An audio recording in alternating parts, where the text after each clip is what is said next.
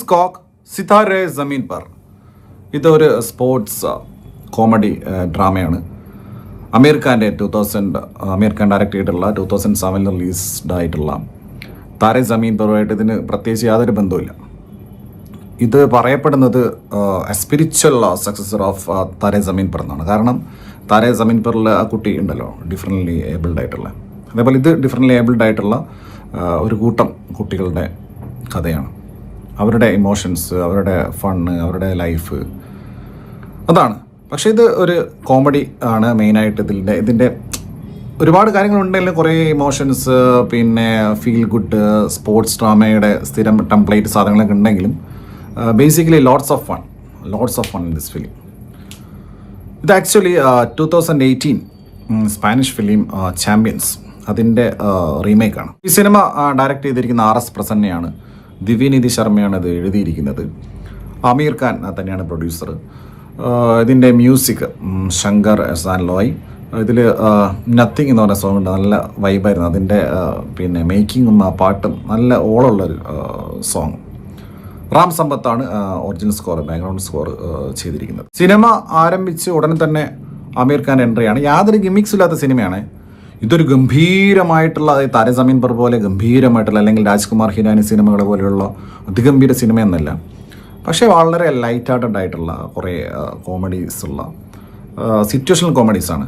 ഞാൻ പറഞ്ഞില്ല, ഈ ഡിഫറൻ്റ്ലി ഏബിൾഡ് ആയിട്ടുള്ള കുട്ടികളെ അവരെ for the sake of creating comedy അതിന് വേണ്ടിയിട്ട് അവരെ യൂസ് ചെയ്തില്ല, അവരെ മേക്കിംഗ് ഫൺ ഓഫ് ദം അല്ല.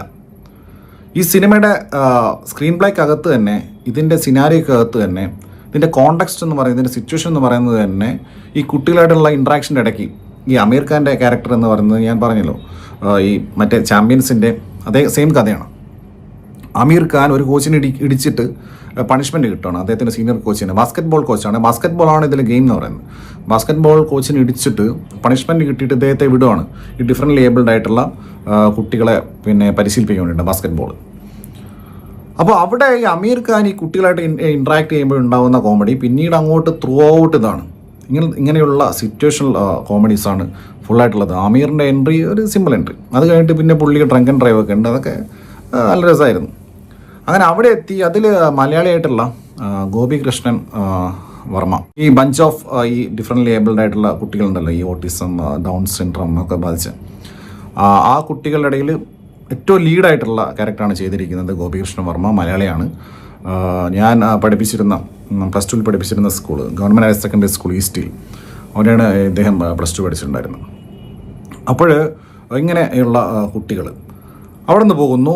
പിന്നെ ജനീലിയ ഉണ്ട്. ജനീലിയ ഇതിൽ സുനിത, വയസ്സ് 28, എൻ്റെ ഭർത്താവ് ധാരാളമായി ലഹരി അതല്ല, ഇത് വേറെ സുനിത, ഇദ്ദേഹത്തിൻ്റെ ഭാര്യ, അമീർ ഖാൻ്റെ ഭാര്യയായിട്ട്. ഈ അമീർ ഖാനും ജനീലയും തമ്മിലുള്ള കുറച്ച് സീൻസൊക്കെ കുറച്ച് ഡ്രാഗിങ്ങാണ്, ഒരു പാട്ടൊക്കെ ഉണ്ട് അങ്ങനെ. പക്ഷേ ഇതിങ്ങനെ സീൻസ് മാറി മാറി വരും. ഇതിങ്ങനെ കറക്റ്റായിട്ട് ഇങ്ങനെ ഭാഗിച്ച് വെച്ചേക്കാം. കുട്ടികളായിട്ടുള്ള സീൻസ് വരുമ്പോൾ ഭയങ്കര ഫണ്ണ്. അത് കഴിഞ്ഞിട്ട് ജനീലയായിട്ടുള്ള ചില ഇദ്ദേഹത്തിൻ്റെ പേഴ്സണൽ ലൈഫും കാര്യങ്ങളും അതിൻ്റെ കോൺഫ്ലിക്ട്സും കാര്യങ്ങളൊക്കെ വരുന്നു. വീണ്ടും കുട്ടികളായിട്ട് വരുന്നു, അവരെ പിന്നെ കോച്ച് ചെയ്യുന്നു. ഓട്ടിസം എന്താണ് എന്നൊക്കെ വളരെ സിമ്പിളായിട്ട് സയൻറ്റിഫിക്കലി ഇതിൽ എക്സ്പ്ലെയിൻ ചെയ്ത് പോകുന്നുണ്ട്. അത് സ്പൂൺ ഫീഡിങ്ങും കാര്യങ്ങളൊന്നുമല്ല. വളരെ ഒരു ക്യാരക്ടർ അമീർ ഖാനായിട്ട് സംസാരിക്കുന്ന സമയത്ത് ഇങ്ങനെ പറഞ്ഞു പോവാണ്. അങ്ങനെ ഇൻ്റർവെല്ലൊക്കെ ആയി. അതിനു മുമ്പ് ചെറിയ മോട്ടിവേഷൻ പരിപാടിയൊക്കെ ഉണ്ട്. അങ്ങനെ ഇൻ്റർവെൽ കഴിഞ്ഞാൽ പിന്നെ പോസ്റ്റ് ഇൻ്റർവെല്ലിൽ ഈ സ്പോർട്സ് ഡ്രാമയുടെ ഒരു ട്രാക്ക് ഉണ്ടല്ലോ, പിള്ളേരായിട്ട് മാച്ചിന് പോകുന്നു. ഒരു ആദ്യത്തെ മാച്ച് സ്വാഭാവികമായിട്ടും കോമഡി ആയിരിക്കും. അതിനിടയ്ക്ക് ഒരു പെൺകുട്ടി വരുന്നുണ്ട്, അവരുടെ ചില ഇൻട്രാക്ഷൻസ്, പെൺകുട്ടി ഭയങ്കര കോമഡിയാണ്.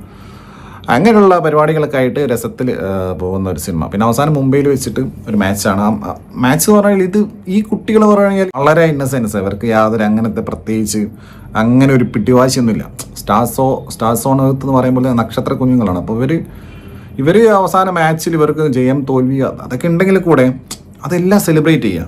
അവരെങ്ങനെ ട്രീറ്റ് ചെയ്യുന്നു എന്നുള്ളതാണ് നമ്മൾ, അല്ലെങ്കിൽ ഒരു പാരൻസ്, അല്ലെങ്കിൽ വ്യക്തികൾ, അല്ലെങ്കിൽ കോച്ചസ്, അല്ലെങ്കിൽ സൊസൈറ്റി ആസ് എ ഹോൾ, അതിങ്ങനെ പറയാതെ പറഞ്ഞു പോവാണ്. അവർക്ക് ഉണ്ടാകുന്ന ഒരു ഹാപ്പിനെസ് എന്ന് പറഞ്ഞു കഴിഞ്ഞാൽ അത് ഇൻസ്റ്റൻറ്റേനിയസ് ആയിട്ട് ഉണ്ടാകുന്ന ഹാപ്പിനെസ്സാണ്. അതെങ്ങനെ നമുക്ക് കൊടുക്കാൻ പറ്റും, എങ്ങനെ അവരെ ചേർത്ത് പിടിച്ച് നിർത്താൻ പറ്റും എന്നൊക്കെ പറയാതെ പറഞ്ഞു പോകുന്ന സിനിമയാണ്. അവസാനം അമീർ ഖാൻ്റെ ചില ഇമോഷണൽ ആയിട്ടുള്ള ആക്ടിങ്ങും പരിപാടിയിലൊക്കെ ഉണ്ട്. അദ്ദേഹത്തിൻ്റെ കേക്ക് വാക്കാണ്. കാരണം അദ്ദേഹത്തിൻ്റെ മേഖലയാണത്, അങ്ങനത്തെ ആക്ടിങ് സ്റ്റൈൽ ഓഫ് ആക്ടിങ് എന്ന് പറഞ്ഞത്.